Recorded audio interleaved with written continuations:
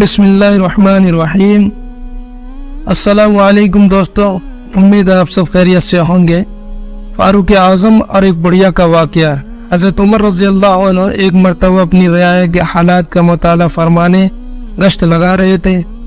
ایک بڑھیا عورت کو اپنے خیمے میں بیٹھا دیکھا، آپ اس کے پاس پہنچے اور اس سے پوچھا، اے ضعیفہ، عمر کے متعلق تمہارا کیا خیال ہے؟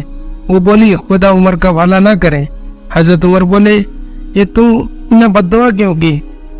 عمر سے کیا قصور سرزد ہو گیا؟ وہ بولی، عمر نے آج تک مجھ غریب بڑھیا کی خبر نہیں لی اور مجھے کبھی کچھ نہیں دیا۔ حضرت عمر بولے، مگر عمر کو کیا خبر کہ اس خیمے میں امداد کی مستحق ایک ضعیفہ رہتی ہے۔ وہ بولی، سبحان اللہ، ایک شخص جو لوگوں پر امیر مقرر ہو اور پھر اپنی مملکت کے مشرق و مغرب سے نہ واقف ہو، تعجب کی بات ہے۔ یہ سن کر حضرت عمر رو پڑے اور اپنی آپ کو مخاطب کر فرما کر بولے، اے عمر، تجھ سے تو یہ بڑھیا ہی دانا نکلی۔ پھر آپ نے اس بڑھیا سے فرمایا، اللہ کی بندی، یہ تکلیف جو تمہیں عمر سے پہنچی ہے، تم میرے ہاتھ کتنے داموں پر بیچو گی؟ میں چاہتا ہوں کہ عمر سے یہ لغزش تم صرف قیمتاً خرید لو اور عمر کو بچا لو۔ بڑھیا بولی، بھائی کیوں مذاق کرتے ہو؟ فرمایا، نہیں، مذاق ہرگز نہیں کرتا، سچ کہہ رہا ہوں کہ تم یہ عمر سے پہنچی ہوئی اپنی تکلیف بیچ دو، تم جو مانگو گی اس کی قیمت دے دوں گا۔ بڑھیا بولی، تو 25 دینار دے دو۔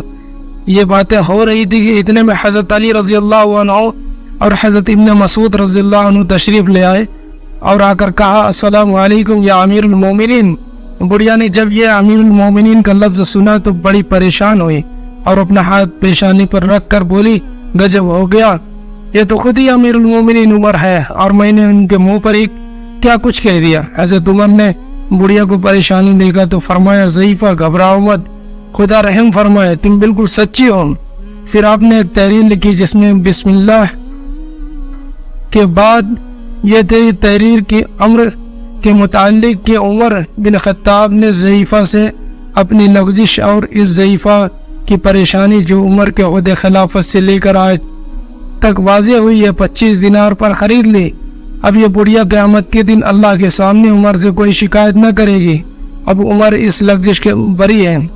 اس بات پر علی ابن ابی طالب اور ابن مسعود گواہ ہے۔ یہ تحریر لکھ کر بڑھیا کو 25 دینار دے دیے اور قطع تحریر کو حضرت عمر نے اپنے صاحبزادے کو دے دیا اور فرمایا، جب میں مروں تو میرے کفن میں اس تحریر کو رکھ دینا۔